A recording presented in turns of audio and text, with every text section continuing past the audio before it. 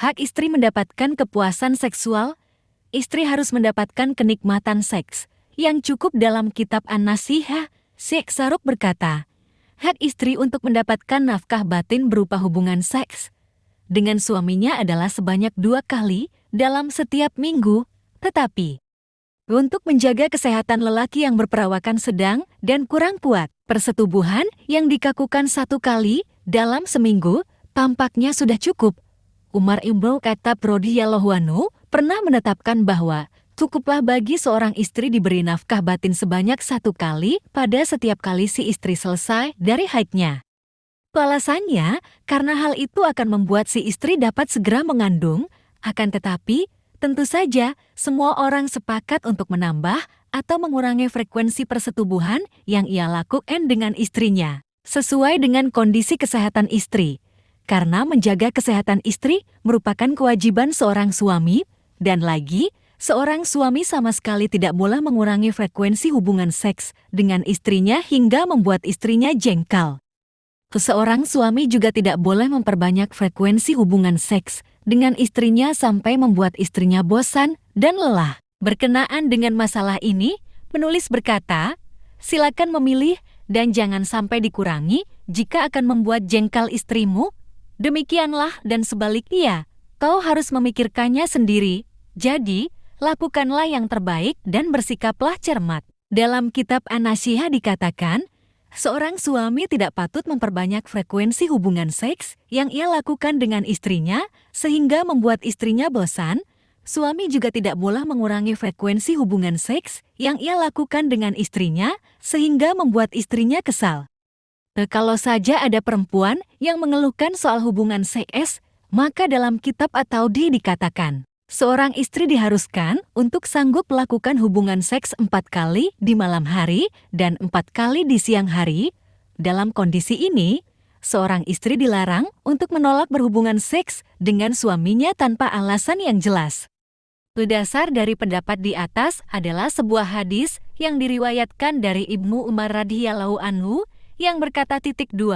Suatu ketika, datanglah seorang perempuan kepada Rasulullah seraya berkata, wahai Rasulullah, apakah hak seorang suami atas istrinya? Rasulullah menjawab, jangan sampai seorang istri menolak berhubungan seks meskipun harus dilakukan di atas punggung unta. Rasulullah juga bersabda, jika seorang laki-laki memanggil istrinya ke atas ranjang untuk bersetubuh, tapi kemudian si istri menolak permintaan itu, maka para malaikat akan mengutuk perempuan tersebut sampai pagi datang. Kekhawatiran istri atas air susu yang harus ia berikan kepada anaknya tidak patut dianggap sebagai alasan untuk tidak melayani permintaan suami.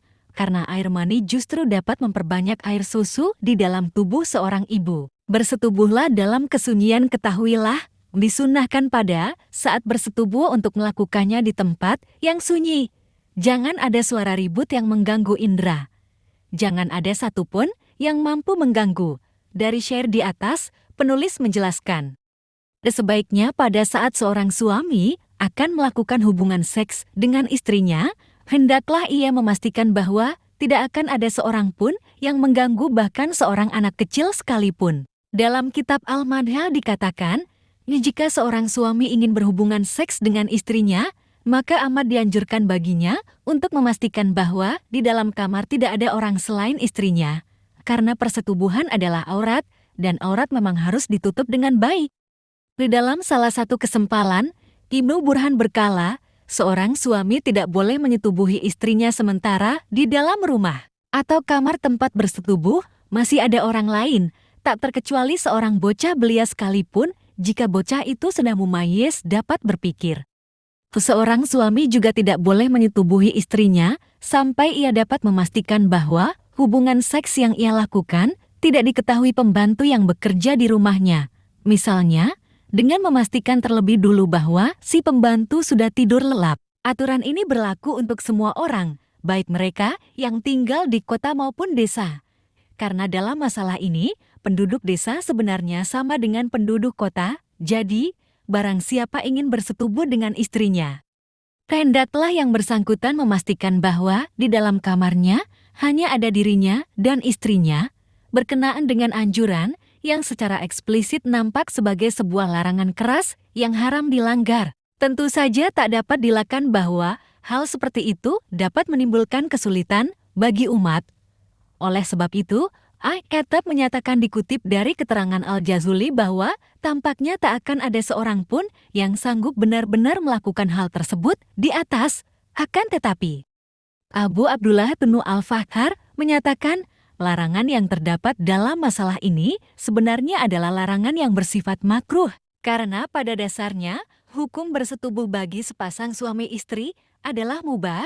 Hukum makruh juga menegaskan bahwa rasa malu adalah bagian dari ketundukan kepada ajaran agama. Dalam kitab An-Nawadir disebutkan, Imam Malik juga memakruhkan masalah ini jika memang memungkinkan untuk mengeluarkan orang lain dari rumah kamar sebelum hubungan seks dilakukan. Akan tetapi, jika hal itu tidak memungkinkan, atau orang lain itu tidak dapat atau sulit untuk diminta keluar disebabkan rumah orang yang bersangkutan hanya memiliki satu ruangan, maka sebaiknya ia memasang sekat di dalam rumahnya yang dapat menghalangi pandangan orang lain ke arahnya. Dan kalau kemudian ternyata hubungan seks benar-benar dapat dilakukan, maka pasangan suami istri itu harus dapat menahan suara mereka agar jangan sampai terdengar telinga orang lain. Berkenaan dengan masalah ini, penulis berkata, dibolehkan menggunakan sekat tibal, wahai suami. Bagi ia yang hanya punya satu ruangan di rumah, Ibnu Arafah mengatakan, adalah terlarang bagi seseorang melakukan hubungan seks di sebuah rumah yang di dalamnya ada seseorang yang sedang tidur kecuali jika keadaan memang benar-benar memungkinkan. Tetapi Ar-Rahuni menyatakan, sebenarnya masih dapat dimaklumi jika ada seseorang, khususnya anak-anak kecil, yang tidur di dalam kamar tempat berlangsungnya persetubuhan, terlebih bagi mereka yang masih menyusu pada ibunya.